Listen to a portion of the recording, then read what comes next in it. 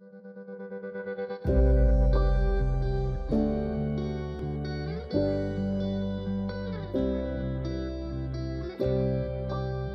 live once again. Oh my goodness. I decided to go live one more time with a similar conversation that we had just a couple days ago. Welcome if you're new to this conversation. I am Dr. Nima Rahmany, and I'm a chiropractor, and I left my practice because I made a startling discovery about health, what causes people to come in to see me in the first place with their chronic pain issues, chronic issues, you know, in general. Now I lead a global community of cycle breakers. It led me down a path from the work that I did to looking and trying to come up with a solution to my own, what I called entrepreneurial anxiety. I thought it was really came strong when I first started practice. I felt like a total hypocrite helping people with health-related problems and dealing with like really painful anxiety. So I went on this search to figure that out, and it just led me down an upstream path. And I can't believe I'm here. I like, it's been a wild ride, and I really love telling the story of it because so that you understand, I'm not coming at you from some sort of a context of, oh, I'm trying to be some doctor that is a guru and an expert on narcissism, on codependency, on trauma. I'm not an academic. I haven't written any papers on research articles. I'm not a researcher. I'm not an academic.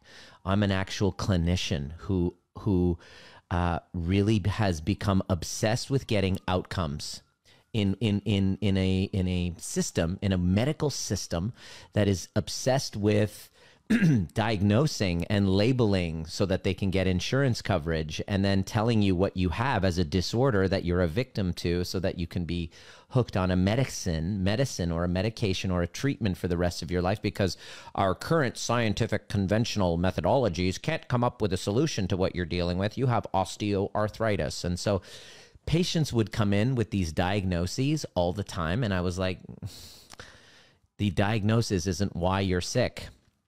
You have, you know, everyone's got the same problem. We don't have to pathologize it. I adjust them. They get up off the table and they're like, oh my God, I feel so much better. And I'm like, well, I haven't taken away your osteoarthritis. I can't remove osteoarthritis with an adjustment. So how the fuck do you feel better? Maybe these labels and diagnoses that we're all kind of obsessed with and we hang our hats on and we identify with and we say, this is who I am. And we go to support groups for these things that are outside of us. Maybe they're just labels put on by people who profit from having you unconscious of how to actually heal. And so I began my journey that way, and it was through my kind of looking at my own anxiety that I went on an inward journey, and here I am, one divorce later, several failed relationships later, not realizing that my relational habits, my relational dynamics were not separate from my anxiety. This was the journey that I went on. I was trying to heal my anxiety. It was like, just like everybody else. I got anxiety. I got panic attacks. How do I do it? Whoa. What I realized is that healing anxiety is a spiritual journey down into understanding your relational dynamics through your primary attachments. And I saw a link between my primary attachments, which is my caregivers, my mother and father, my Persian parents who had me and my twin brother when they were in their early 30s. And at a very young age, they left Iran to escape religious persecution. They're Baha'is, escaping a religious persecution. I was raised in a Baha'i household, and to come to Canada. And while we were 4 years old. So unknowingly, that energy of oppression, of uprooting, of starting over, added on to the childhood traumas of my parents, who my father, at the age of 14, his mother died suddenly. He went from being like the godsend golden child to his mother, the firstborn boy out of cousins and all these girls. Here he is, and he's like, you know, he can do no wrong, which is a form of trauma to a child when you raise them and you completely just placate them and support, keeping them stuck, juvenile and dependent. And then immediately his mother dies at the age of 14, and my father never really understood or had anyone to show him how to grieve. So that grief became crystallized, ossified in his nervous system, and he dissociated from emotions. And from there, he, those were the makings of, and then plus the trauma of leaving, and then the pressure of having, two kids at a young age, and my parents' codependent relationship. You now are, myself and my twin brother, raised in a soup of codependency, of the narcissistic codependent cycle, who they themselves, deeply loving, lovely people, didn't understand trauma, didn't understand how to connect emotionally with the child. And like many Persian households, the children become kind of an extension of the parent, and all of the shames and the cultural norms, boom, get downloaded, and there's parentification that happens. Parentification meaning when the child is expected to step up and perform duties that a parent would, whether it's, taking care of the emotional needs of a parent, constantly listening to, gripes about the other person. Oh, your father is this, your mother is that, and getting in the middle of that. That I didn't know. I thought that was just normal. It's just normal. All families do it. My other Persian households, my friends, we would get together and we would talk about all the relationship challenges of our parents and how we would get involved. And I didn't know at the time that that's a small t trauma, where a child learns and conditions to abandon himself and his emotions because they were never met, and take care of other people. And so this kind of, without really meaning it, this isn't really the intent, but we then get conditioned to become codependent, and it becomes like the fishbowl, the dirty fishbowl we're born into. Like, we can't see that it's dirty water. It's a fishbowl of dirty water that we are born into, that our parents were born into, and we just think that that's normal, and that's what love is. That love, we get the message as children that love is transactional. That love, I must perform, I must achieve a certain this, that, the other, of qualification, of performance. I have to work for love. And this creates this kind of dysfunctional family dynamic that causes unworkability later on in life, and we don't even know why, but we then start to mirror these patterns in our love relationships when we hit our teens and later on, and have no idea how much we are at the effect of these unresolved attachment wounds, attachment injuries with our parents, and we don't even know that they're injuries.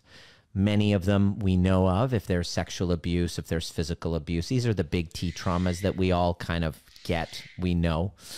By the way, that's my 15-month-old. He's now discovering, if you can hear him in the microphone here, he's discovering his voice. And so he's literally looking into my face and screaming at the top of his lungs. And I could feel my body go into state of like shock and a panic, because it brings me back to, being screamed at as a child.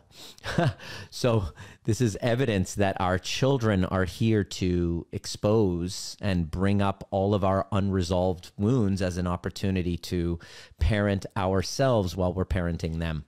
That's conscious parenting. That's the ideal.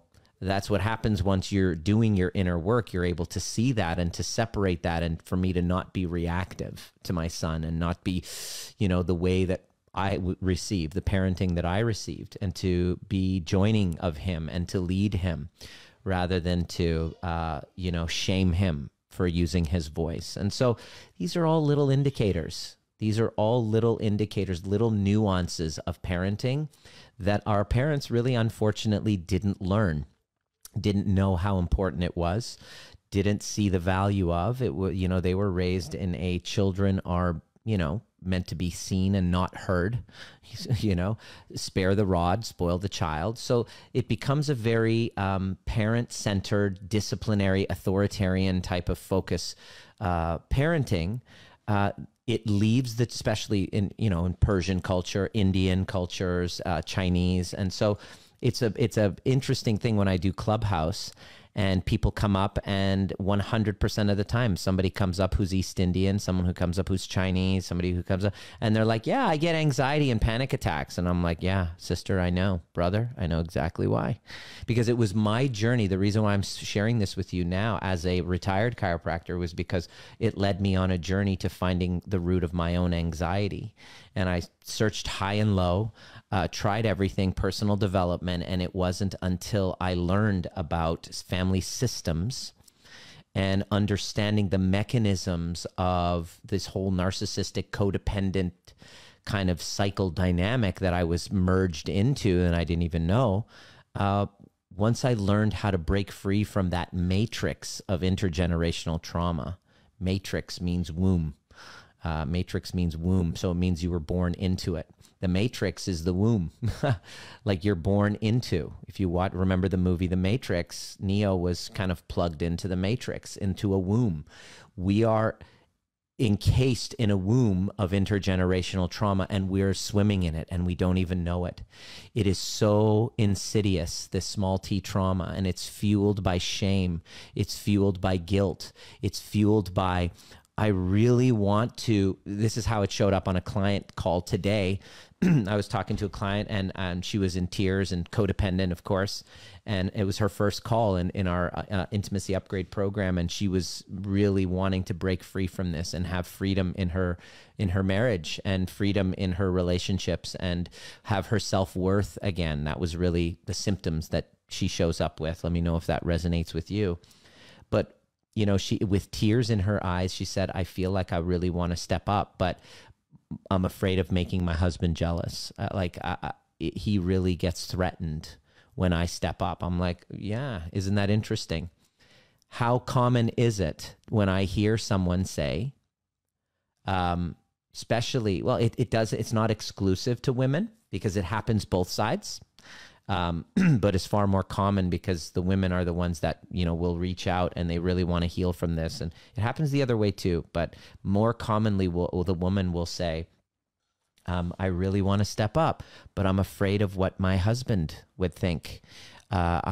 He loses his shit. He gets super duper triggered and we get into huge conflict when I, achieve something or when I'm stepping up. A lot of times, the big hindrance that a lot of codependents who are trying to heal and they reach out and they're like, I'm ready to do the work. And then immediately they're like, wait, can I just check with my husband? Wait, I really want to heal from codependency. I'm ready, but I really don't feel comfortable unless I have his approval. And I'm like, oh my gosh.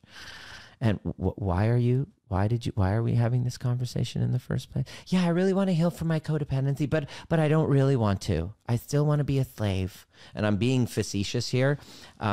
And I'm just kind of doing an avatar, a character, a caricature, so that you can see that this is part of your shadow.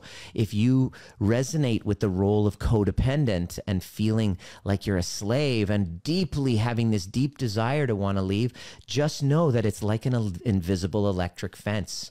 I have to sit there and go, okay, like I have to call them out on it because healing codependency is really about living an authentic life. And you don't realize that how manipulative codependency is, how much masks you have to wear, and how much you use excuses.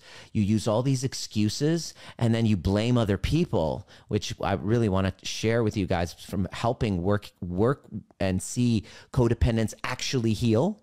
And the ones that have zero chance, I'm like, would you like to? I was like, all right, I'm going to do a really controversial podcast, Clubhouse, Facebook Live video and say, look, if this offends you, okay, that's fine. Please hit the unsubscribe button You know, you don't have to get hostile and abusive. Ironically, the most abusive people are the ones who have felt abused in the past. So when I talk and I speak the truth, it's not comfortable. It doesn't make me very popular with a lot of people. But that's just my own work to be giving myself permission to tell the truth anyway, the uncomfortable truth. And here it is. We know who actually works and who don't even bother. Don't even bother, because it's you have a lot more work you have a lot further to go if you really want to stop kidding yourself. Let's just get real. Let's get 100% truth, 100% transparency, because we don't have a lot of time. There's not a lot of time to dilly-dally. And chances are, if you're in the codependency camp and you're wanting to heal, you've done therapies, what you'll notice is that these therapies are actually just fucking shit sessions where you're just venting. And you're having somebody just validate your venting story and say, oh, you're so innocent, and they're the bad one, and you're the empath, you're blameless, and you're just so, oh, you're so good. You're so good. They're evil. Splitting, that's called splitting. It's a psychological phenomenon called splitting. It's a narcissistic defense strategy. Us versus them. Angel, demon. Monster, like blameless angel. Come on. Just stop it. I want your healing. And we can't heal unless we get to the truth. So let's talk truth. Do I have your permission to tell the truth, the uncomfortable truth? The reason why I'm here, not as an academic, not as a kind of a psychiatrist who promotes, you know, any type of psychotherapy type of thing, or diagnosing or treating any conditions. I'm not interested in that. I'm just interested in sharing with you what I had to go through in order to break free from this toxic kind of push-pull dynamic, which essentially what I want to educate you is called a trauma bond. It's that feeling of, oh, so familiar, something familiar about you. It's that experience of wanting to come in and rescue this person because it gives you a sense of validation. It gives you a sense of strength. It gives you a sense of identity. And it's also being that wounded child that just wants to be swooped up and taken care of by someone. That happens. That's the foundational kind of attachment with this the codependency cycle, if you really want to be honest. If you want to expose some, I'm going to expose a few blind spots for you so that you can wake up and then make a really educated decision on which way you want to go. Because now, after taking the red pill, you can't go back to sleep. You can't just keep sedating and numbing yourself and lying to yourself anymore and pretending and hoping that someone out there is going to come and fix it. He'll change. She'll change. I'll just say my prayers. I'm a Christian. I'm a Buddhist. I'm a Baha'i. I'm good. God will save me. God, I'll leave it in God's hands. Okay.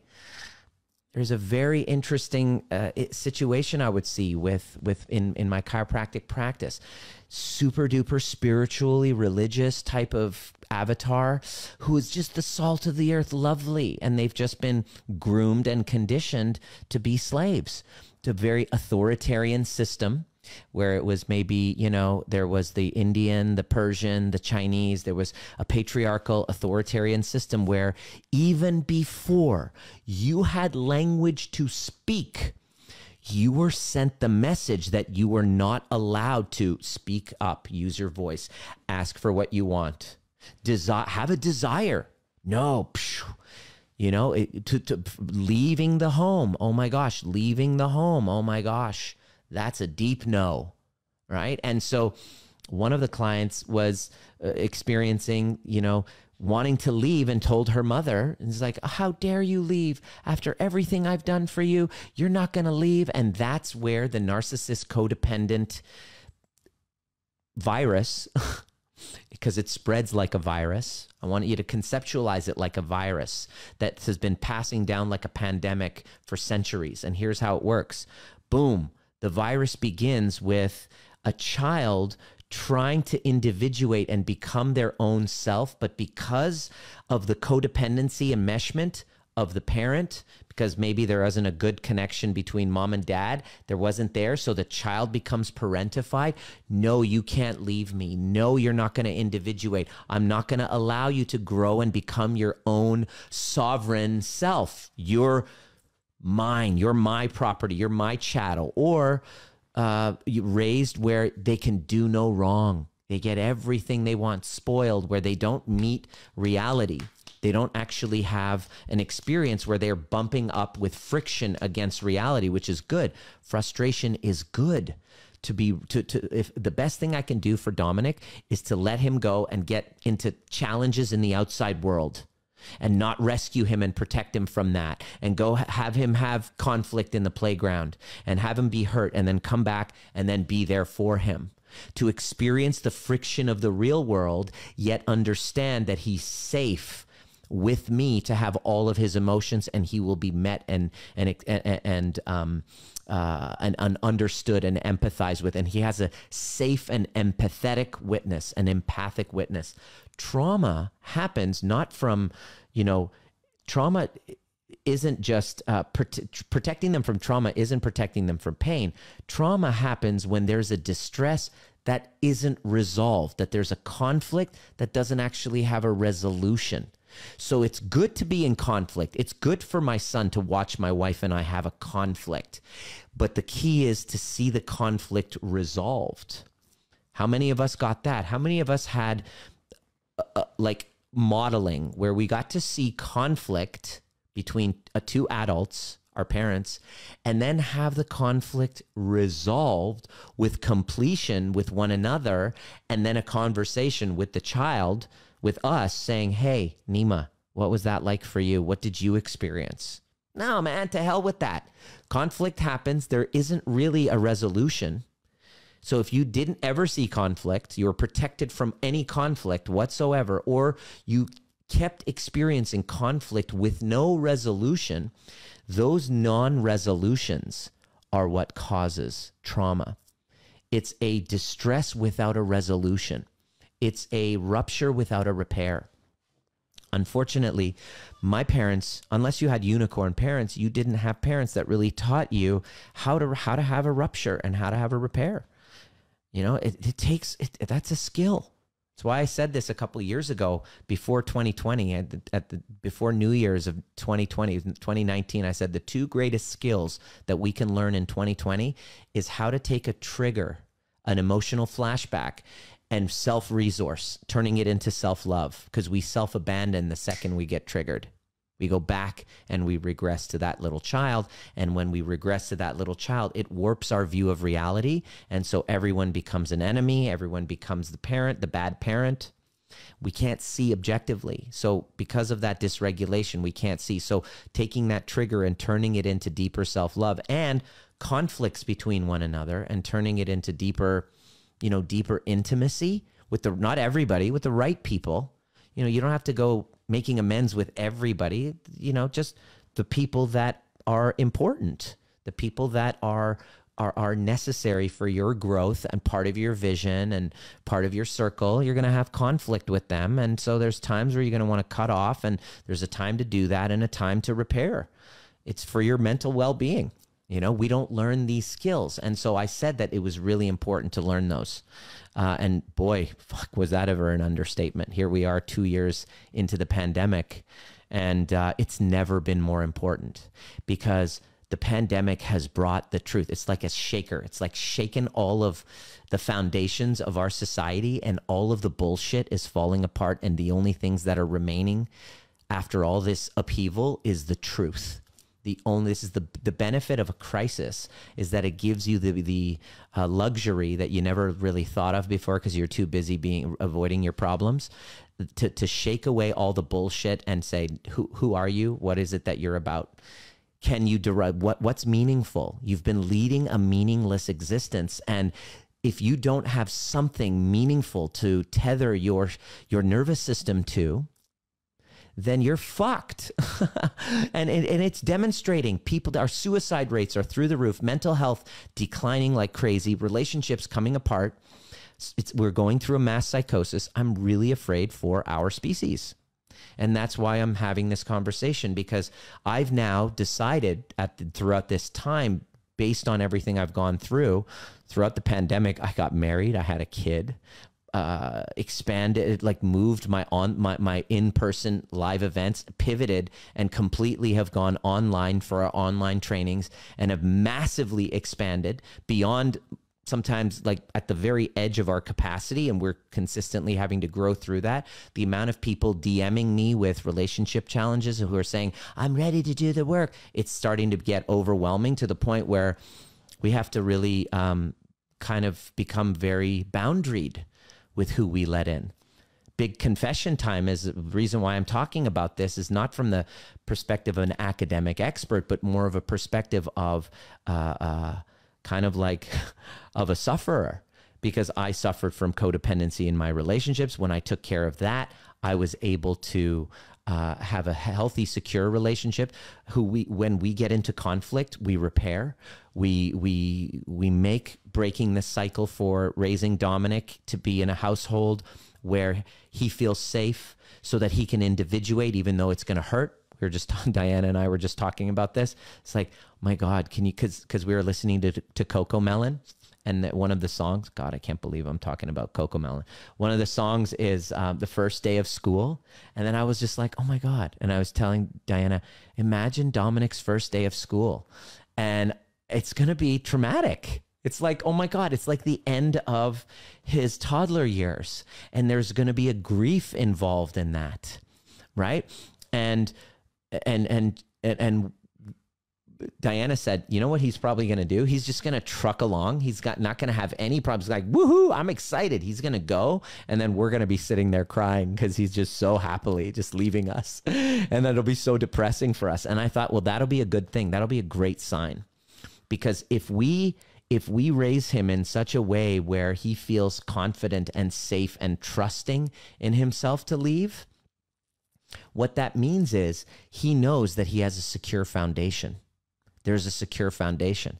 But if I hadn't done my own healing work with my own younger selves, and I not just talk about healing work, I see you, Evelyn, not just talk about it and do it for other people, but do it within myself, and get the guidance to actually go in and heal with those younger parts of myself, then what'll happen is I'm going to try to unconsciously prevent Dominic from individuating, because I need his presence for my own validation. And that's my own childhood wounding, my own codependent childhood wounding, downloaded onto my son unconsciously. But how often do we see this? How many people do you know that do it this way? It's really, this is trauma to a child. And this is not about blaming parents. This is not about shaming parents. This is about having the courage to have a conversation and talk about things that most people don't want to face. People don't want to face the truth. People will scapegoat and point fingers in family systems and say, that's the person out there. They're the ones who's responsible for all of our problems. And we scapegoat other people, anything to avoid looking at ourselves. And if you've ever had the experience of being scapegoated or being the black sheep, you know exactly what I'm talking about. You're the one who's like, screw this. I don't want to deal with any of the bullshit. I want to have real family dynamic. I'm just tired of bullshit. And that's a little voice inside that's calling on you to break from the matrix and heal. This is your healing journey. This is your journey back into authenticity, just finding your own voice, where you were conditioned that having your voice, speaking your voice, sharing your voice, having a desire, going for what you wanted was hindered, was dismissed, was your emotions were denied. That didn't happen. You should be grateful. You were parentified. You were made responsible to be the surrogate mother or father to a parent with a mental illness, with addiction, with their own codependency stuff because of their interpersonal dynamics and their unresolved traumas.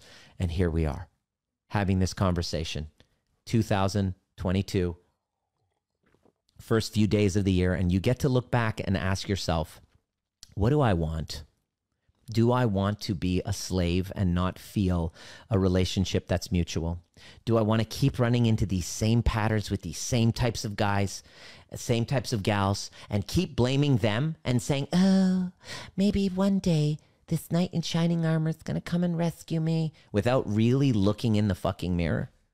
Well, it appears that they say, the experts say, that you won't be able to heal from this, that you are too broken, that the fractures from these childhood wounds that have you show up because of authoritarian, either religious, super religious, through pressure, us versus them, good guys, bad guys, very black and white type of immature type of parenting, with parents who are mostly narcissistic, codependent cycle within each other.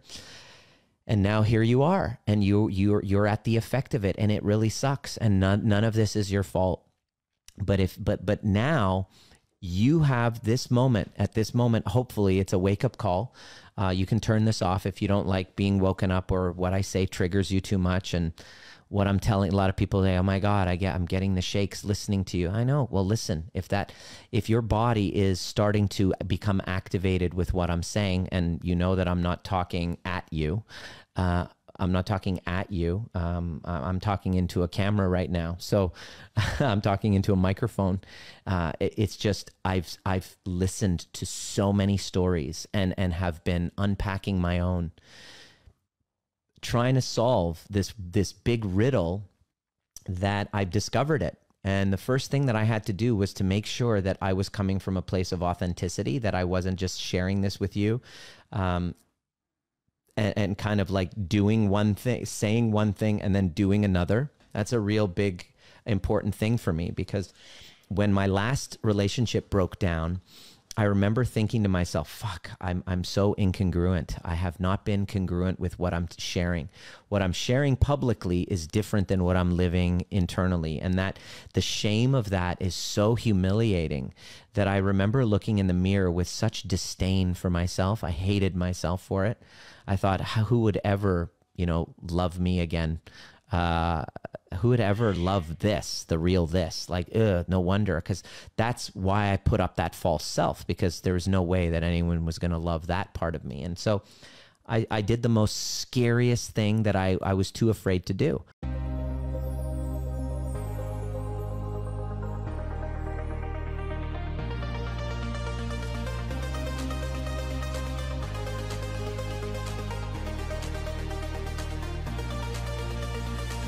My name is Dr. Nima Rahmany, and you've been listening to the Trigger Proof, designed to teach you the most important skill necessary for a dramatically changing world, which is nervous system regulation. And becoming trigger proof doesn't mean trigger less. It means learning how to regulate ourselves to bring us back to center, so that we can then be governed by our purpose rather than from our wounds. Anytime there's reactivity, there's a wound. And if you're curious and inspired to learn more, join us at Breathwork and Badassery, or the overview experience. There's a difference between listening to a podcast and actually showing up live and doing the work with a badass community who's all about breaking cycles of intergenerational trauma. It didn't start with you, but it can end with you if you're willing to do the work. See you at the next perfect time.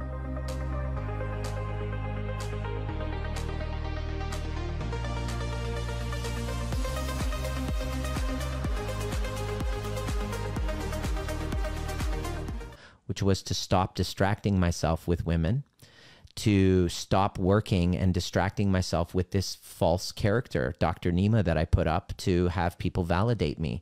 I was really good at helping other people with their problems. Whether it was a chiropractic adjustment. Oh, doc, you got magic hands. Thank you. Thank you. Oh, please stop it. Stop it. Stop. I hate when you're validating me so much. That part.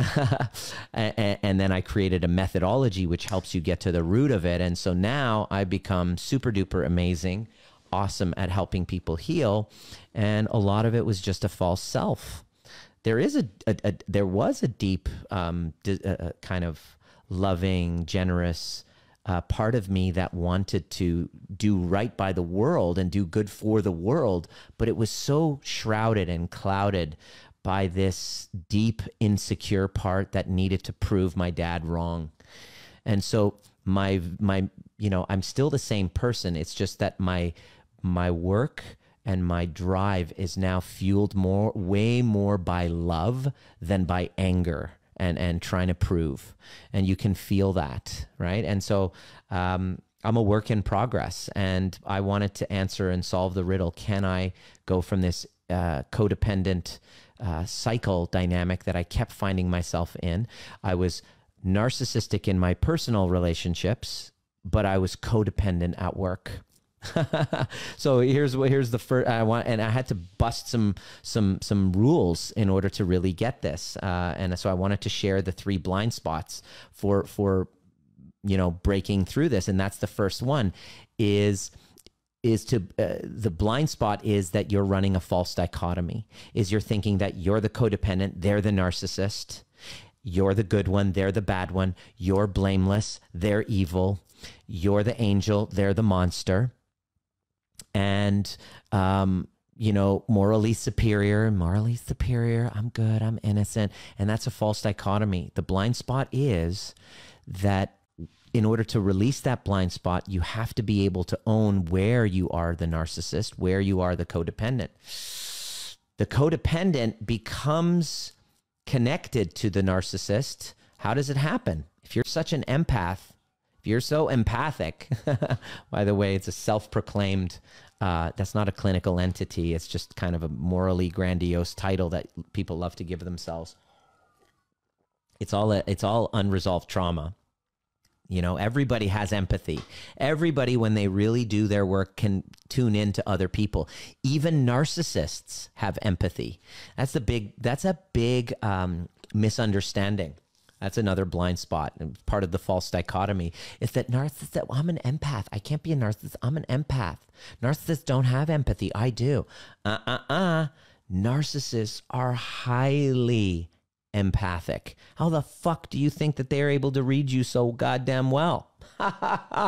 Because they have empathy. They have what's called cold empathy, which is they can see what you're feeling and where your vulnerabilities are, but because of their dissociation, because of their it's kind of like a dissociative disorder from their trauma. That's where it happens. They can't feel it, right? But they know. And so the false dichotomy is that codependency is always manipulative. It is the abandonment of self for some sort of external validation. You think that it's, oh, I'm a pleaser. I'm doing it for you. I'm so morally superior. Nah. Get off of that. Wake up from the blind spot. Wake up. You are just as narcissistic in your own way, and you're just as codependent. See, the codependent is a closet covert narcissist. If you don't believe, like, how many times have we seen this woman who's totally pining and obsessed with this narcissist, right? And she's totally codependent on the narcissist, whereas constantly attention is on that, depression is about that, completely entangled and hyper-vigilantly focused on the narcissist, and then the children completely feel a lack of connection to the mother. So to the children, the mother is a narcissistic mother, but the mother is codependent on the narcissist, the man. Let's say I'm just using an example. And when you look at the man who's the narcissist, he's codependent on the attention of the woman and codependent on outside, on the social, on the public eye. In fact, many covert narcissists are pillars of the community. I was a pillar of the community. Covertly narcissist. The pillar of the, how could my dad be? He's actually the pillar of the community. Yes. Yes, this is one of the profiles. This is the covertness of it. That's why they call it covert, because it's confusing. Because they're codependent. The narcissist is a covert codependent. The codependent is a covert narcissist. Let's stop labeling people with these false dichotomies. That's the first blind spot you need to override if you're willing to heal from this thing. You know, you can't heal from it if you're seeing yourself as a blameless victim. And here's the problem. We are now in a toxic victimhood culture. We have now, with the Me Too movement, which is great. It's about exposing people from their shame.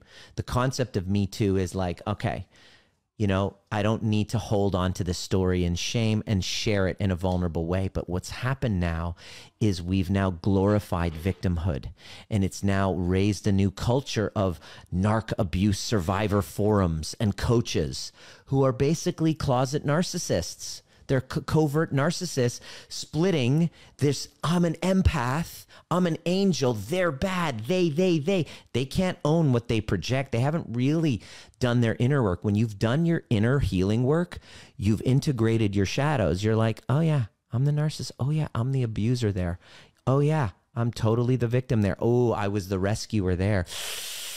When you've done your inner healing work, you can tell somebody has, because when they're speaking about it, they're not casting shame like a hot potato. When they're shaming, shame, you can feel it. Sit and just feel the tone of the post, of the person who's posting. You're an empath. You're wise. Feel it. Are they coming from a place of love? Are they coming from a deep place of concern? Are they coming from authenticity? Are they willing to own their part of the dance? Or are they still living under the illusion that they're just this blameless, completely angelic person who's a pillar of the community, just like other closet narcissists? Huh? Beware, beware. This has now become, people are profiting off of victimhood. Just telling you, and here's the other way that you really want to be careful when you're to take care of yourself is, if you're going to therapists and counselors for 2 years and still stuck on the same narrative, and you haven't been working and learning skills to shift that narrative outside of your victim story, then you're not the one being helped by that interaction. See, there's a drama triangle, the conflict, the Karpman's triangle. Look it up. We go in depth in our trainings with it. Look it up, Karpman's drama triangle. You got to be able to see how you are the villain, the villain, the hero, and the victim. There's always a villain, victor. There's always a villain, a victim, and a hero.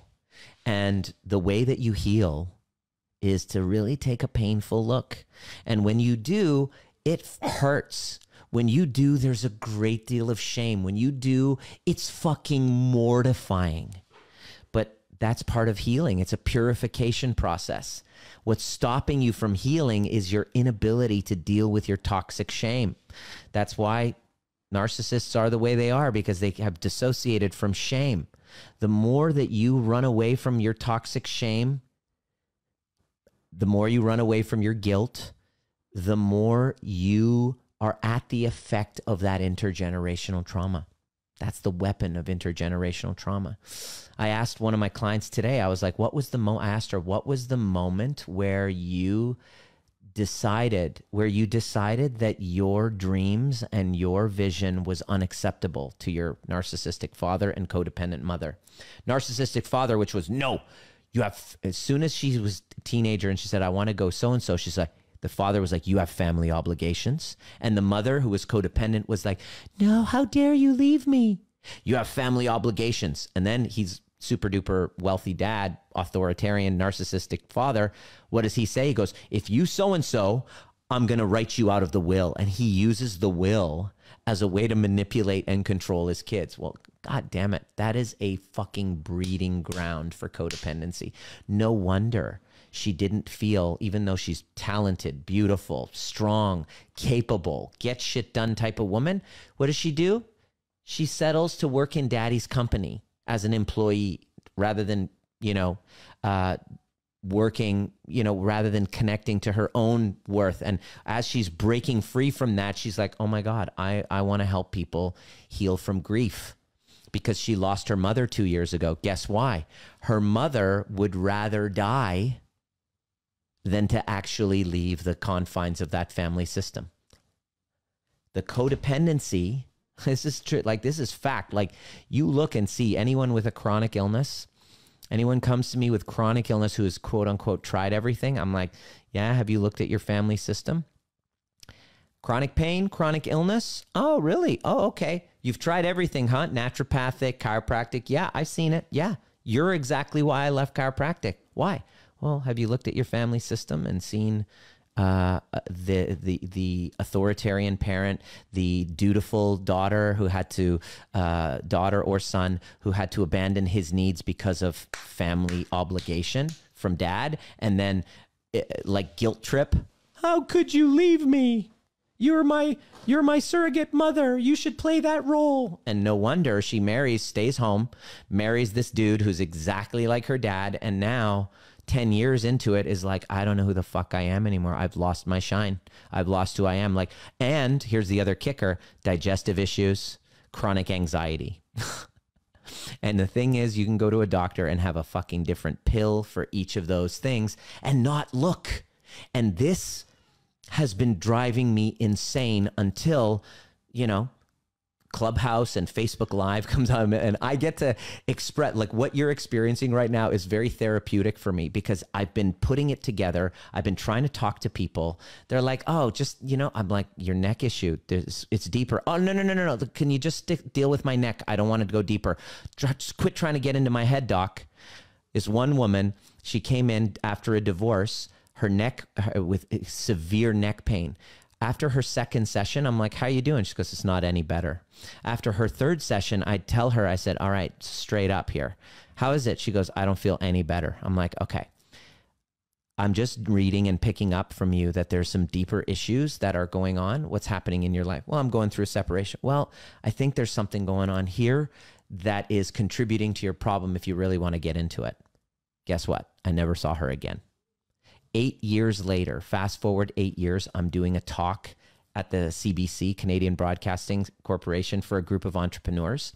And this one dude, Connor is his name. He's a young entrepreneur. He was the host of this, and he's been following me for a while. He's the host of this event. He has me coming up and speaking about entrepreneurial anxiety and all of that stuff. And his stepmother was in the audience, and it was her. It was Kyla. She walks up to me, and she comes up to me after my talk, and she goes, do you remember me? I go, no. What is it? She goes, I was a patient of yours. And I was like, immediately my mind went to, okay, great. Was it? She goes, I only came and saw you 3 times and I didn't get any better. And I'm like, well, I'm sorry. She goes, and now I see why. I get it now. I'm ready. And so I left chiropractic because I was tired of just dealing with the surface bullshit. And it's not bullshit. I mean, I send all of my clients, I'm like, make sure you're going to, wherever you are in the world, make sure you're getting your nervous system checked and adjusted. That's really important part of nervous system regulation. There are some patterns there. You got to, it's only going to help you. But let's do the inner work. And by the inner work, I'm not talking about just venting your story. I'm talking about going in and healing those attachment wounds. And so when we did, we had to help her see that she was living a false dichotomy, that it's narcissism versus codependency, good versus evil, evil versus good, blameful, blameless. It's not black and white. Stop making it a false dichotomy. False dichotomies are the first line of defense, is a narcissistic defense strategy, is an us versus them type of scenario. So, you really have to try to get that codependency is just as manipulative as the narcissist. And the narcissist is a closet codependent. It's no different. I want you to see that it's the same thing. It's the same wound, actually. It's the same wound, but it's either internalized or externalized. What do I mean by that? Well, what happens is, like I just said, is when, you know, I just shared, when you're expected to perform, a child is expected to perform, you know, serve, be a slave, or realize the parent's dreams and fantasies in exchange for affection. You know, it's conditional, transactional love and attention from usually a narcissistic parent. And the child is in pain from this. And we react with rage to this unjust treatment, but we really can't do anything about it because our survival is dependent on our parents. So obviously we can't punish the parent for this unfair behavior. So it goes one of two ways. Number one is we externalize the anger. We act out with passive aggressive rage. This is, you know, towards intimate partners who stand in for the bad parent. This is, you know, what the narcissist will usually do. Or we'll internalize that anger and become kind of like masochistic and beat ourselves up. We abandon ourselves. We think of ourselves as the bad object. And then that will lead to depressive illnesses, chronic fatigue, and that's the codependent. So you're an avatar. What you're experiencing is not abnormal. It's actually exactly designed the way it should happen, given these unresolved traumas. You know, when the parent is completely emotionally dead to you, the child adapts and turns love either towards himself as the narcissist or externally as the codependent. You see how it works? If you can go back upstream, you realize that you are no different from this monster that you've been dichotomizing as your villain. And if you really want to heal, I'm not saying, this isn't victim blaming, by the way. Everybody, oh God, DMs, you're victim blaming. Oh, you're such a victim blame. How could you blame survivors? Oh God, really? Are you not getting what I'm saying? Like, stop with this. This is not blaming anybody, because when you really step back 30,000 feet, you see that there's no one to blame. This isn't a justification for abusive behavior at all, but I understand why I became abusive now. I'm not justifying it. I'm not saying it should have happened, but when I watch documentaries like R. Kelly's story, and I see the monster that he became, when you look back in the history, you're like, oh shit, that makes sense. He was sexually abused at the age of 12, consistently. It's trauma. It's unresolved trauma. Does it justify bad? No. I'm not justifying bad behavior. I'm saying I understand it. I understand where I had to understand why my ex is exhibiting psychopathic behavior. I had to look and see and understand rather than be a victim towards it. I could have easily over the last few years been a victim to psychopathic, entitled, exploitative behavior. It's happening, right? And I'm at the effect of it, and I was a victim. Believe me, I had that false dichotomy. I'm blameless. And so I had to really look and unpack and go, oh shit, I'm both the victim and the abuser. I'm the narcissist and the codependent. There's a false dichotomy that I've been running, and that's the current narrative of the world. This is a cultural war. If you notice, that's how our society is. That's what politics is. That's what Facebook is becoming. That's what this world is becoming, is othering people. If I can divide, and I can, you know, justify a war, you know, rather than really seeing commonality, you know, this is really a love wins conversation, even though many people think that I'm blaming victims. No, I'm here. All I give a shit about is to make sure that your children aren't at the effect of it, because my son has got to mix with your children, and I'm not really keen on the status of the species right now. And I'm not saying it from a morally superior standpoint. I'm saying it with empathy. Like, we are all at the effect, and this pandemic has fucked us. It was already where it's been. It's just worse now. It's never been more important to be in this conversation and really be dedicated to actually taking action rather than, oh, someday down the road, oh, I hope to in the new year. Yeah, see, what you got to get in this story of codependency is that you you're really good at justifying self-abandonment. Please write that down. I want you to write that down. If you want to heal, I want you to write this down in big block letters. I am really, really good at justifying self-abandonment because it's been coded in me long before I even had language. Parent duty, family obligation. It's for the family. You do it for the family. Shame, toxic shame for not being part, not belonging. Terrifying for my little body to not belong. Okay, I'll do whatever. You've gotten really good at justifying self-abandonment. So the moment that you decide to step outside, it's like if you've ever watched the movie Shawshank Redemption, there was a guy, Brooks.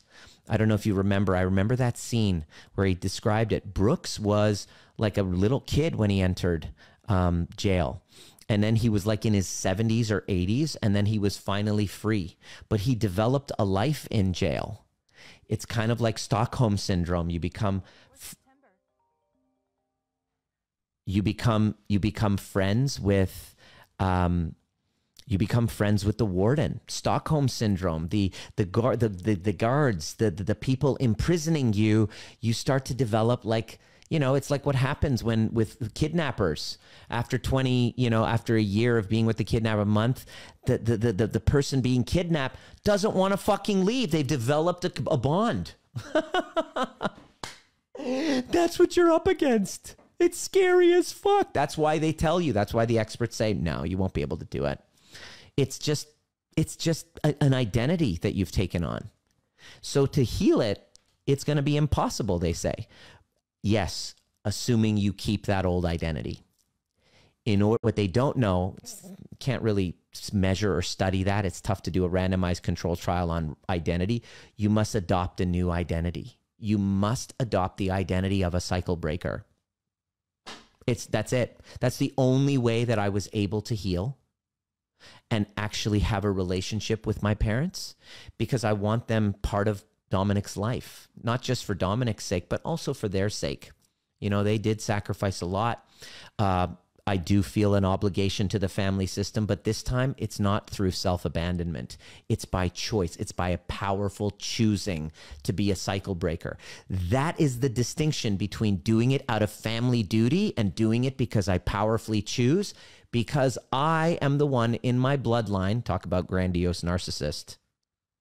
I'm the one in my bloodline that I take on the work of becoming the one in my bloodline to completely break that cycle through love.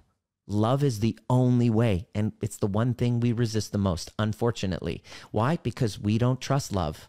We've been conditioned to not be trusting of love since we were children. There it is again. We must go back and connect to that. And the second blind spot is that people constantly, we try to separate codependency from trauma. That's a blind spot. You can't. I've been pointing this out this whole conversation, pointing you to the fact that this is 100% due to trauma, small t trauma, that hasn't been fully acknowledged in the medical literature. We talk about adverse childhood events. If you do the ACE study, look that up, the adverse childhood events. It's a questionnaire of 10 questions. I'm creating a survey, by the way, before we work with anyone now. We're going to get them to fill out the ACE study so that we know where you score on adverse childhood events, because it's not a one-size-fits-all. If you score 6 or above on that score, you have high incidence of very high levels of childhood adversity. Guess what happens? Your chances of having chronic illness goes through the roof. So it's your health at stake, your relationships are at stake, and it all has to do with these unresolved traumas. So if you have a 6 or above, we know that it's not going to be like an overnight quick fix. This is going to be a process. So how much does it cost? How long is it going to take? It's like, well, shit, let's just see what we're dealing with and what would be the best option for you, because what is the outcome that you want to have? It all depends on what is it that you want to actually, what do you want to create for yourself? You know, this isn't just like, you know, let's go to the therapist once a week. pay $150 an hour, and then vent, and then have someone say, yeah, it's all because of your childhood, with no skills, no tools, no, all right, what do I do about it? Kept me out of my victim stance. I want to rise above that. It's been 2 years. It's been 2 years. I've been telling the same story. I'm ready to be done with this story. I'm ready to overcome. You know, this is trauma that has us dissociate from ourselves and cause us to adopt a neurotic drive. Codependency, that's what it is. It's a neurotic drive, which means you don't have any choice. You don't have any freedom. You can't read it away on a book. You can't listen to a podcast and expect that that's going to do it. You can't just watch a YouTube video or a Facebook Live and go, oh, thanks, I've been following your videos. It's really been helping me. Yeah, I'm glad, because it's been bringing up awareness. But if you don't have a guide, it doesn't have to be me, somebody that can, and a community container where you can actually feel all of those feelings, learn how to take those emotional flashbacks and triggers and practice the neural art. It's an art form. It's a skill. It's Brazilian jiu-jitsu of not being at the effect of those emotional flashbacks. Now you're healing the trauma. If you can deal with these emotional flashbacks and these triggers, if you're able to regulate your triggers, you have the capacity to break the cycle. If you don't regulate the triggers, you are run by those emotional flashbacks, and your creative cognitive centers are offline. Your brain's not going to work. You will regress back and you will become 8 years old.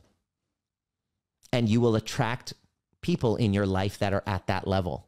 But once you learn how to heal those childhood attachment wounds and learn how to make it a practice and become trigger proof, which is a practice, resolve those flashbacks and learn about the literacy of your emotions, like understanding like what emotion, what feelings are these dissociative disorders you've been having because you've been cutting out of your body and avoiding all these feelings. Yeah, because it wasn't safe to be in your body and you didn't have a parent that could guide you back in and allow you to have your emotions. They've been gaslighting your emotions, dismissing them, denying them. Well, guess what? That's trauma. These are small t traumas. If we don't address that, then no, you can read 10 books on codependency no more. There'll be great information, but that's not transformation. Transformation happens in the body, which is my third point what I'm going to share. But it's the neurotic drive to avoid guilt. Guilt is intolerable to you. Because you can't, like this woman I was talking to, I was like, are you ready? You ready to do it? And she's like, I'm ready. And then all of a sudden I said, what is it that you want? And it took her 30 minutes to admit that she was ready to leave her emotionally abusive, childlike husband who isn't helping whatsoever, isn't safe with the kids. It took her like freaking 30 minutes to admit. And when she said it, she was shaking. I was like, can you see how you're not even giving yourself permission to have a life and a relationship that feels nourishing?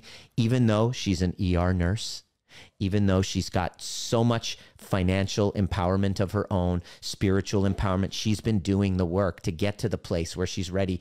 And I was like, I looked at her and it's like, it's like she wasn't even admitting it to herself. I'm like, you've been planning this for a while, haven't you? She's like shaking while she's like, yes, I have. It's like, what I saw there was a beautiful soul with an intolerance to feeling guilt. Her nervous system did not have the capacity because of the emotional illiteracy, because she was a parentified child. Same story. If this is resonating with you, just know you're an avatar, just like I was. My avatar and your avatar, quite frankly, might have been a perfect match for one another. That's why 95% of my clients say, you're exactly like my ex. You're exactly like my husband. Fuck, if I had $1 for every time I heard, what's really triggering me the most about you, Nima, is that you're exactly like my ex. I'm like, fuck, I know. I'm sorry. I see you. I see how difficult it is for you to be with somebody who overtakes you, whose narrative engulfs you. And you merge with them because you need to feel safe and you don't know what your own fucking story is. But it takes you trusting somebody to be able to guide you back to your own story. What's going to be another obstacle because of your trauma, you're so used to losing yourself. You're going to want to, I had one woman is like, I really want to work with you, but I know my pattern is I'm going to kind of put you up on a pedestal as well. And I don't want that to happen. I'm like, I know that's part of the codependency. I make sure of that by not, if I'm not doing my own inner work, then I'm going to be rescuing you. My job, our job as guides for this is to continuously do our own work, because you're going to bring up our triggers as well. So if I don't become what I'm teaching you and be congruent with what I'm teaching you, when you trigger me as a client, which my clients do, I then put up my ego defenses, and then I start treating you like the narcissistic parent that you're trying to break free from. But my job is to take ownership and to have embodied introspection with whatever you bring up in me, even if you're saying, fuck you, which I get a lot too. I get that a lot too. I'm there's a part of me that actually likes it. And then I just, and then I can just sit there and hold space and say, hey, I understand you, but I'm holding you accountable to the new identity, not the old one. I know I'm bringing up your dad's stuff. I know I'm bringing up your ex stuff. Okay, this is a container. Like, to heal codependency, you must actually provoke the very things that are keeping you stuck so that you can then transcend it. It's kind of like saying, I want to heal from my fear of elevators, but I don't want to go into an elevator, Nima. Don't make me go into an elevator. Fuck that shit. I'm taking you into an elevator. That's how it works. I'm not going to rush you in or push you in, but that will be part of the journey, because that's your hero's journey. Courage isn't done in the absence of fear. Courage is done when you walk with your fear. And the trauma, the unresolved trauma that's stuck in your body, is not going to allow you to have tolerance for it. But your work is to expand your capacity, vulnerability, courage, authenticity. That can't happen from reading it in a book. That's the result. To heal from trauma, we need those things, and we need each other, which is part of my third point. The third blind spot is we think that keeps us stuck in codependency is thinking that we can actually heal it just by talking about it. Oh, let me work on myself. Oh, I need to work on that on myself. And I'm like, what does that mean? How do you work on courage, vulnerability, authenticity, and expressing and facing your shame in isolation? You can't do it alone. You can't do it isolating yourself, huddled in a corner, watching YouTube videos. You get insights. I've had major insights, but the real work happens when you have embodied, intentional introspection. In other words, going into the places where you've been avoiding and being guided into releasing those emotions and moving to the other side, finding the other side, owning whatever you're projecting in the other person, owning it, taking ownership for it, saying, oh my gosh, that person's so selfish. Shit, where do I do the same thing? And being able to own so that love wins. Love wins. Love breaks the cycle. Love of yourself, love of the person who awoke you, love of the parents that, put you in that situation. But first, to feel all of it, to give yourself space and permission to really feel your anger, feel your hurt, feel your shame, all of the stuff you've been dissociating from. To be able to do that in a safe container with a group of other cycle breakers in a higher level conversation, that's the key. That's the critical component. That's what's important. So my son is just screaming at the top of his lungs right now. He's discovered his voice. And so that's I don't know if you can hear it, but it's pretty interesting. So this is an opportunity for anybody who has been listening, paying attention. And I do see a lot of peeps here who come a lot to my clubhouse, and they come up on stage and they share.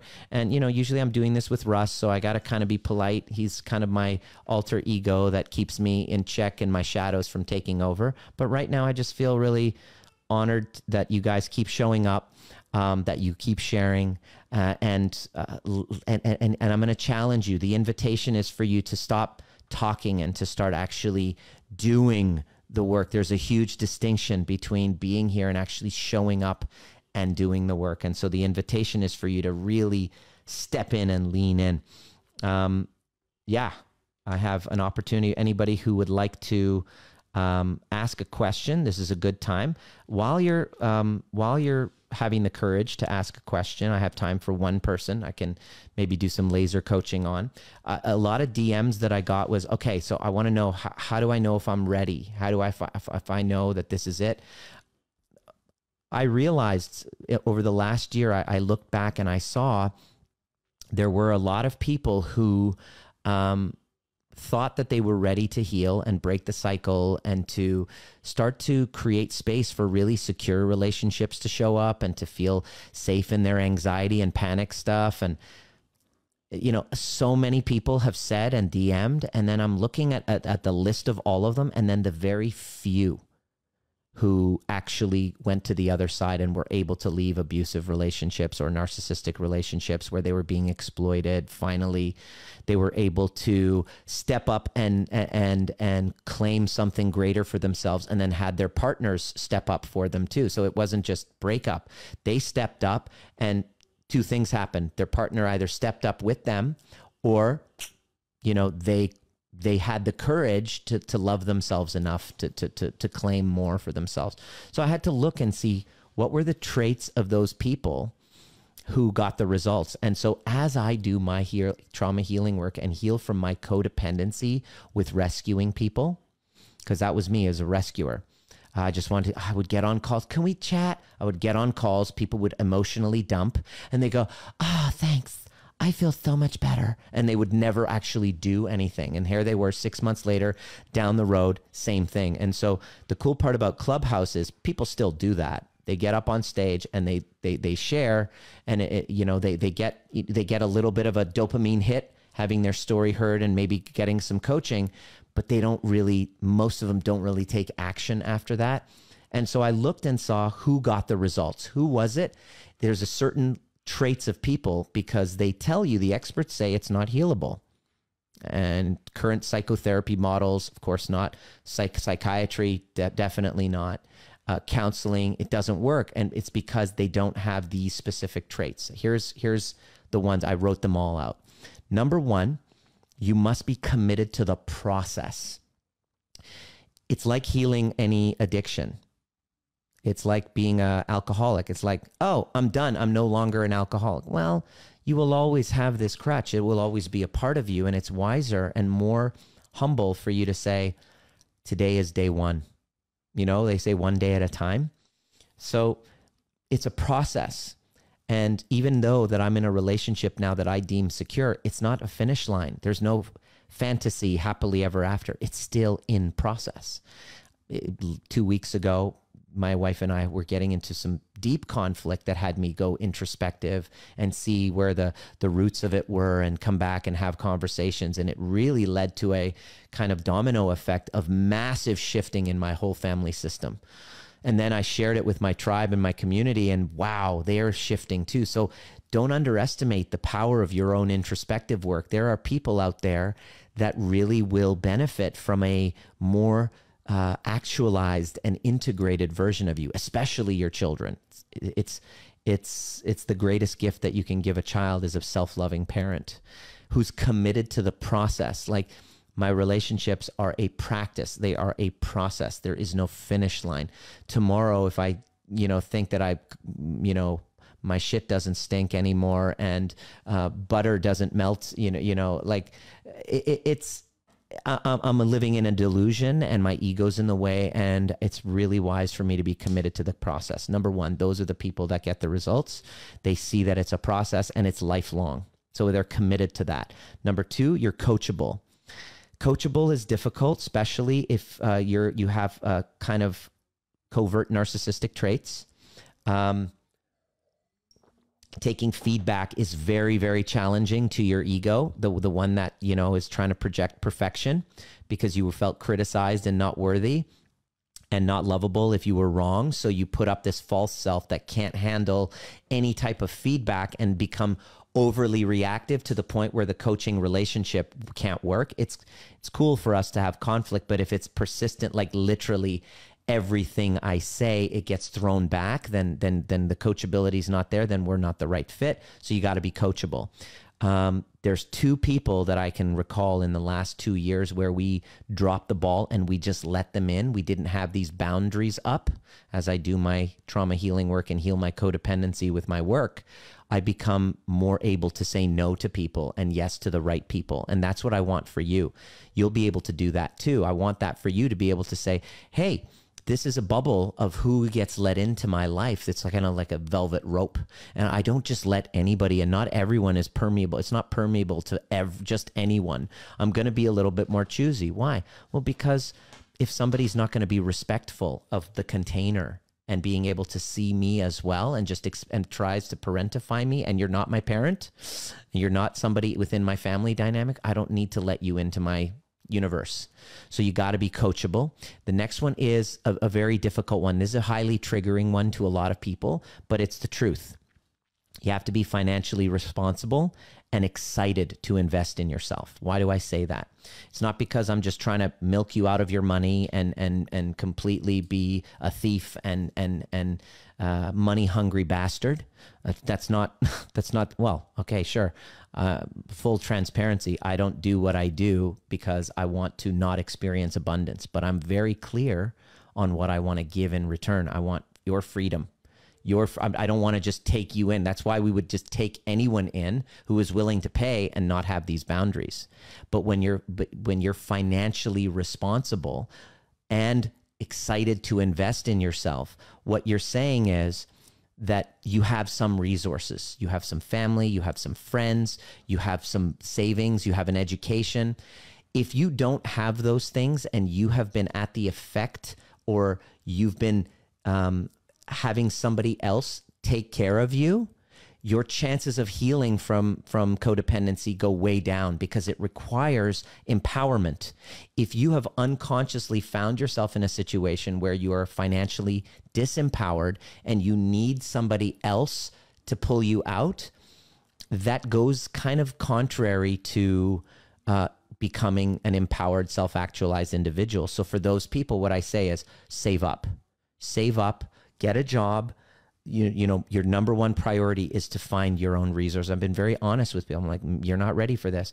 I just talked to a woman today who was so ready, but she's ready to leave. And then she's now got a 3-month gig and she's really like inspired to do this. And I said, do it in 3 months. Right now, you're not ready. Focus on getting kind of like your survival needs met.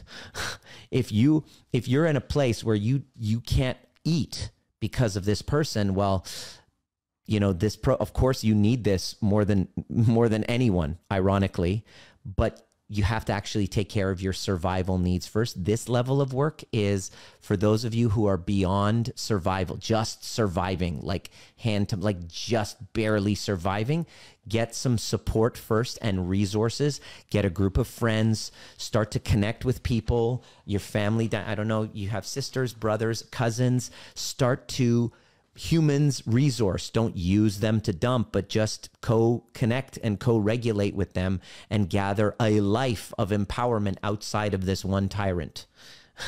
You know, unconscious. It's not your fault that you found yourself here, but it's all unconscious. You were groomed into this. You know, people in our community had arranged marriages. You know, it was just arranged. Okay, you were just groomed into it, to being a slave, and it's sad. But find the resources, become resourceful.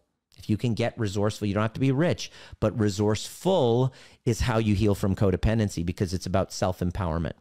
So the fourth one is you have to be upfront and honest. It's fucking sad to me how many people lie on their applications.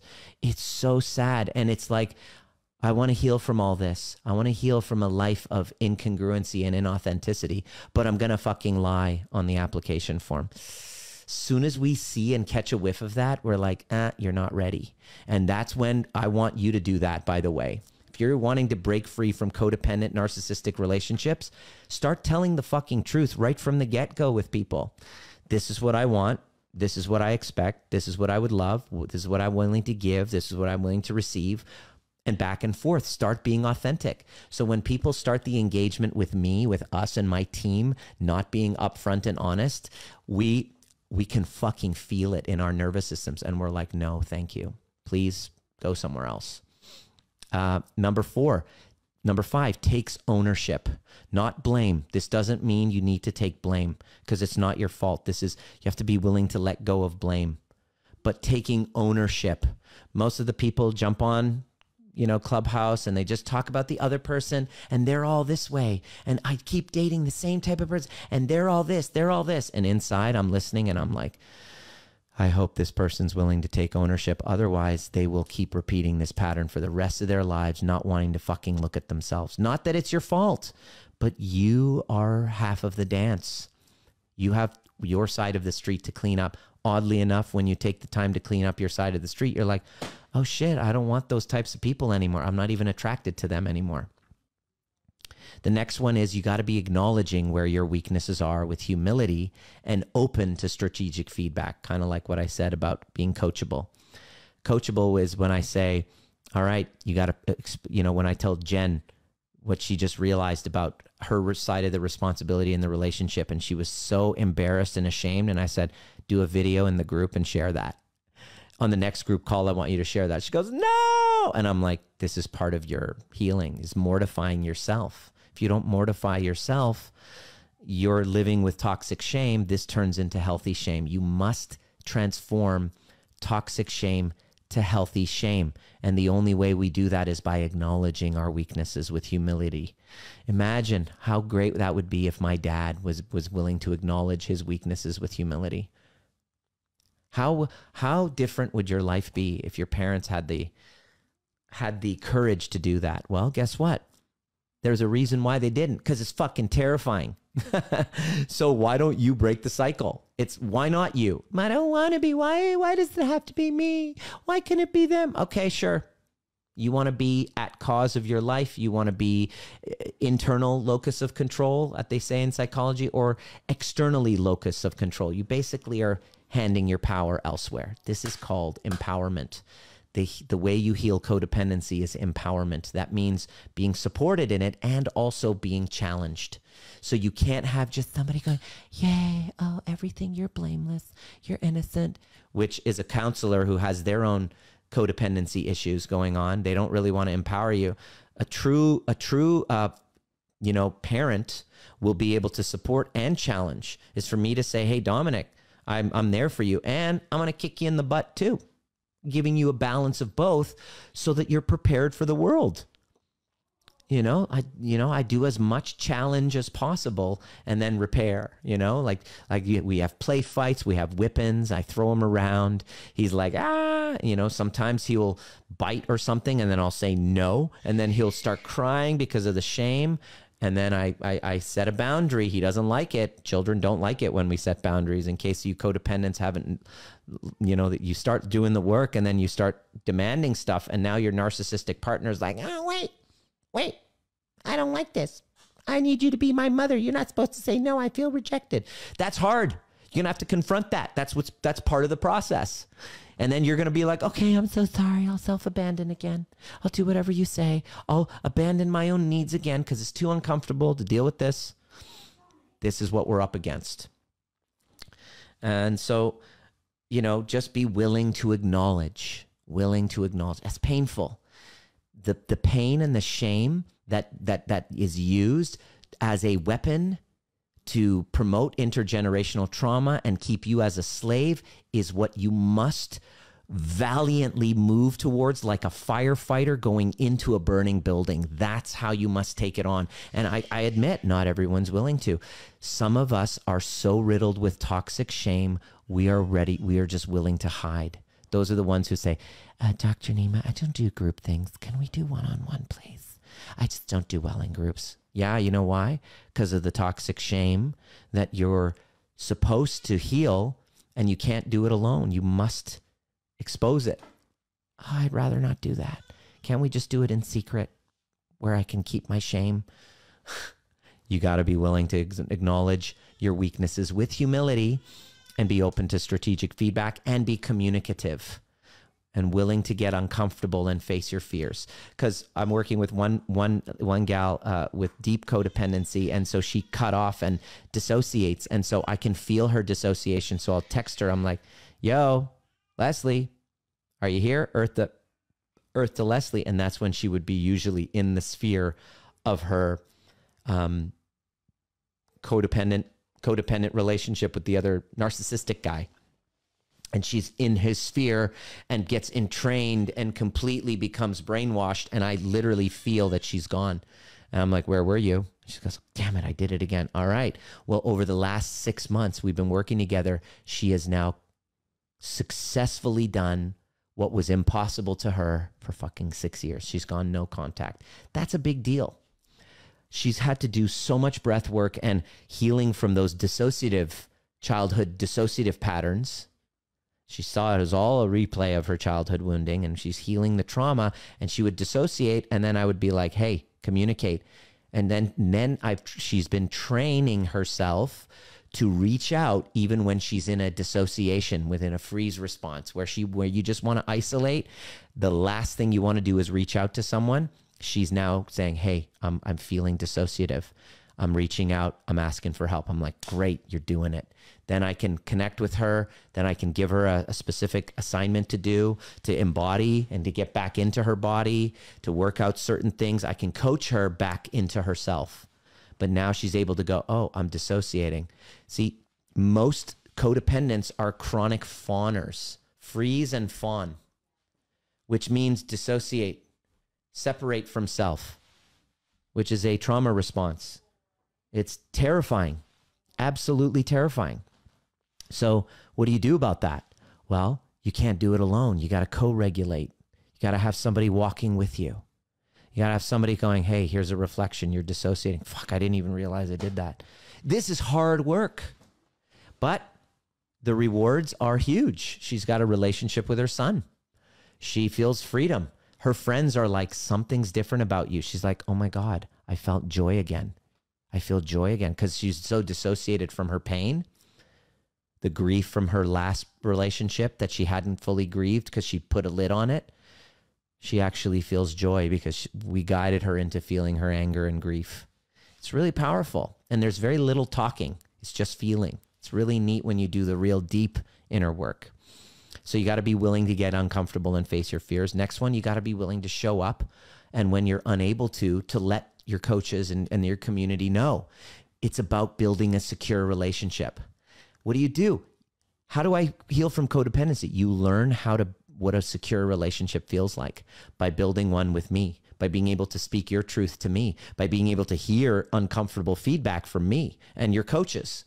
If you can hear it from me and still feel loved, you're like, "Oh shit, I can create safe relationships." In other words, the reason why we're stuck in codependency is because we haven't had secure relationships modeled to us. The only way that we can heal is by being in a container, immersed in allowing our triggers to be provoked and then returning back to what a secure relationship feels like. A book can't give it to us. It's a three-dimensional virtual experience of a secure relationship with mutuality that's based on authenticity, that someone like myself can tell you the truth. I can tell you how I'm feeling about you, with kindness, of course, and listen to you saying, "Dr. Nima, you triggered me," which I get maybe 2 or 3 times a week in my DMs. I'll get, on the call, you didn't hear me, and I'll bring up their wounds, and here we are. We're in the soup together, and we're learning as a community how to have what we never had as children. And so we can go out in the world and recreate that with our families, with our businesses, with our workplaces. There's a ripple effect, right? And that's the other part, is you must also be engaged, even when it's not comfortable to do so, to show up, to share. Your biggest obstacle will be your shame, but it's a practice. Shows up on the calls, present, on time, and with cameras turned on, willing to be seen, and hungry to learn more and make a difference and break the cycles for family and children and past generations and future generations. In other words, you're not going to break free from codependency if it's just about you. This is how I did it. I was like, oh my God, it's about something greater than myself. And whenever I'm in an argument with my wife and I want to go back to my avoidant patterns and run, I can go and self-soothe, lean into the deep inner introspective work, and then decide who I'm being as my identity that I've created, which is different from the identity that I was before, which was the sage on the stage who just wanted all the validation and wanted, and I was, going through a divorce. So I was making my way through a lot of different women and needed that validation because of my mother wounds. But from there to actually being like, look, I want my son to feel safe and secure in himself and not have to feel like he has to abandon himself to belong anywhere, that he can speak his authentic truth and that he knows that his mom and I have his back and that we will hold him accountable to individuating and to feel the frustrations of the world and to know that there's always a safe place at home. That's a cycle break. Someone who takes responsibility. Whenever my wife and I get into an argument, I take responsibility for my part, and she is taking responsibility for her own part and getting better and better and learning more and more as I learn more and more. And every time I have a conflict, I'm able to turn it into deeper intimacy, because safe relationships are critical right now in this fucking dystopian world of mass psychosis where we've never been more divided. And so that's why I'm here. And that's why it's really important for me to help bust those myths, those blind spots. Number one, false dichotomy. It's not a false dichotomy. You are exactly the narcissist and the codependent both. You just have the same wound, expressed exactly opposite and perfect match for one another. Number two, what was number two that I had said? I have it right here. Number two is that you can't separate codependency from trauma. That's a blind spot. Stop trying to deal with codependency. Just focus on the post-traumatic stress injuries from childhood, which is number three then, which is you must address that from the body perspective. The blind spot is talking, telling the story once a week is not going to heal from the codependency. Telling your victim story of the horrific narcissist that he is every single week or on these fucking forums of professional victims are not going to, they're good to help you if you're in a state of despair and you now see that there's other people. So these support groups are good from getting you like out of despair, right? 12-step, all of that stuff. When you are like rock bottom, start there. After about 2 years, you'll start to smell something really funny. These people who've been here 20 years are still identifying with their abuser. 20 years later, they've built a fucking monument and enshrined them. Don't they have an identity other than a survivor? Do I want to be a survivor of something? Do I want to identify myself with an event or a person? Do I want to make that my identity? What? Talk about enslavement. Who's enslaving who? After 2 years. Okay, good. In the beginning, all right. Vent. Say me too. Okay, I'm not the only one. All right, now what? Now what? This next step is for the now what people. You might not be there yet, depending on where you are. Great, have at it. You'll have a lot of people to choose from. A lot of different communities that will keep perpetuating your narrative.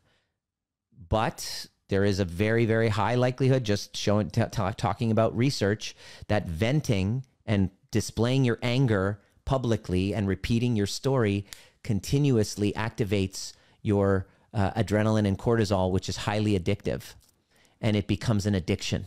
So now you become addicted to your identity of a martyr, of a victim. Be careful. That's not good for you. It's destroying our culture. And I really want to talk to people ready for the next level. And the number three is going deep into the body and healing that. And the blind spot is by talking and venting, we think we're actually doing the work. That's not the real work. Most healing work that most of us, that I did before I went this deep, was just coping strategies. Find somebody that's going to actually help you heal, make yourself a priority, and make this year be different. Make sure you subscribe. That's my message, and it's an opportunity for anybody in Clubhouse to jump on and ask any questions or have a share. This is a good opportunity. I'm not sure if this landed for you. I miss live events, because if I was doing a live event, I could actually look at your faces, see if you're giving me the finger saying, fuck you, Nima, or wow, that was relevant. Thank you. I appreciate that. I'm not sure. Let me know. I'll read the comments. If you haven't already, make sure you jump into my Facebook community, Trigger Proof. And I'm doing a Facebook Live simultaneously. So go ahead and write your biggest takeaway, any comments. There'll be a link there for those of you who want to apply. You have to fit those criteria, though. Otherwise, just find the means to the resources within yourself. Keep listening, keep staying within the conversation, and then create a vision for yourself and decide, do I deserve it? Do I deserve to live a life where I have mutual connections with people? And if you're single and you're wanting to get back into a relationship, the big challenge is, you're fearing getting into a relationship. In codependency, you probably avoid because you haven't had the experience where you have somebody and have yourself at the same time. So you want to avoid intimacy. And so that's a way to protect yourself. So my invitation for you is to lean in to the discomfort and dare to be ambitious, to grow this year, to learn the skills, so that you can be adaptable to this new dystopian world that we find ourselves in. And the invitation is there for you to jump in. And if you feel called, send me a DM and let me know why you think that you'd be ready, and why you're ready to face your fears, and then let's see how you do it. But those are the 3 blind spots. There's not a lot of people talking about it. I really want to acknowledge Professor Sam Vaknin, who is probably one of the world's most foremost experts on narcissism. He wrote the book on it. He came up with the name narcissistic abuse. And Richard Grannon, who is a life coach who follows him as well. And they talk a lot about this stuff, and they helped, their research was what I'm not a researcher, was what I was able to put together and into my integrated model, and now actually deliver results for people. And big love. If Richard, you're listening to this, I know you haven't been able to solve your codependency, even though you love teaching about it. I've solved it. I'm happy to help you. Reach out to me. I'd love to get on a call with you and tell you what's missing, because I believe I found the solution. It's not easy, but if you're willing to do the work, you can resolve it. You just got to decide, what happens if I don't change? We all deserve love that's mutual, that feels nourishing. And you do. And I want you to, as you're listening, I want you to know you deserve it. You just have to believe that you do. So anybody would like to share in this group? We see, I know if you feel shy to raise your hand, that's okay. I would love to hear any one of you jump in and share. Go ahead and raise your hand. If not, we can call it a night and go for a nice little walk with my wife and son in the snow. It's been snowing in